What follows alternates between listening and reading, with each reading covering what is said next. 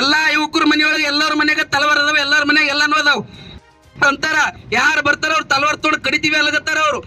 ನಾವು ಏನಂತಂದ್ರೆ ನಾವು ನಮ್ಮ ಹುಡುಗರಿ ಪೆನ್ ಕೊಡಬೇಡ್ರಿ, ಇನ್ನು ಮುಂದೆ ತಲವಾರೇ ಕೊಡ್ರಿ ಕೈಯಾಗ ಅಂತಕ್ಕಂತ ಮಾತನ್ನ ಹೇಳಿ ಮರುಳಾರಾಧ್ಯ ಶಿವಾಚಾರ್ಯರು ಇನ್ನು ಮುಂದೆ ಮಕ್ಕಳ ಕೈಗೆ ಪೆನ್ ಕೊಡಬೇಡಿ ತಲವಾರ್ ಕೊಡಿ ಅಂತ ಬಹಿರಂಗ ವೇದಿಕೆ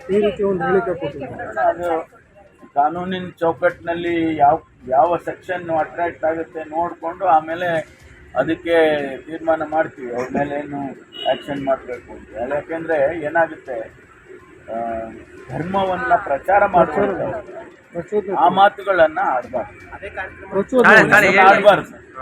ಯಾಕೆಂದರೆ ಧರ್ಮ ಪ್ರಚಾರಕರು ಯಾರು ನಾವು ಮಾಡೋಕ್ಕಾಗುತ್ತೆ, ನಾವು ಕಾವಿ ಬಟ್ಟೆ ಹಾಕ್ಕೊಂಡು ಮಾಡೋಕ್ಕಾಗುತ್ತೆ.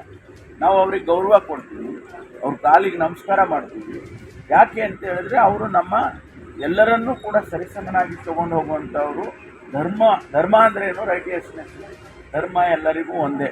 ಅದನ್ನು ನಾವು ನಮ್ಮ ಹಳ್ಳಿನಲ್ಲಿ ಹೇಳೋದಿಲ್ವ, ಧರ್ಮವಾಗಿ ನಡ್ಕಳೆ ಅಂತಾರೆ. ಆ ರೀತಿ ಅಂಥವ್ರು ಹೋಗಿ ಪ್ರಚೋದನಕಾರಿ ಮಾತುಗಳನ್ನು ಆಡಬಾರ್ದು. ಸರಿ,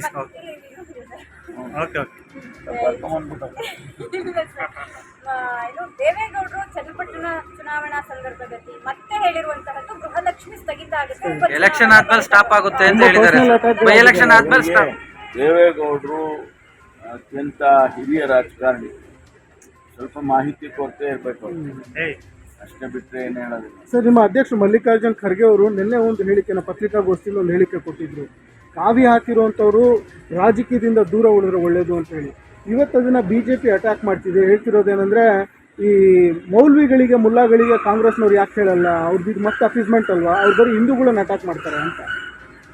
ಯಾವುದೇ ಧರ್ಮದ ಗುರುಗಳು, ಯಾವುದೇ ಧರ್ಮ, ಮುಸ್ಲಿಂ ಇರ್ಬೋದು, ಕ್ರಿಶ್ಚಿಯನ್ ಇರ್ಬೋದು, ಹಿಂದೂ ಇರ್ಬೋದು, ಅಥವಾ ಜೈನ್ ಇರ್ಬೋದು, ಸಿಖ್ ಇರ್ಬೋದು, ಅವರಿಗೆ ರಾಜಕೀಯದಲ್ಲಿ ಅವ್ರಿಗೆ ರಾಜಕೀಯ ಬೇಕಾಗಿದೆ. ಯಾರೋ ನ್ಯೂಟ್ರಲ್ ಪರ್ಸನ್, ಎಲ್ಲರಿಗೂ ಒಳ್ಳೇದಾಗಲಿಯಪ್ಪ.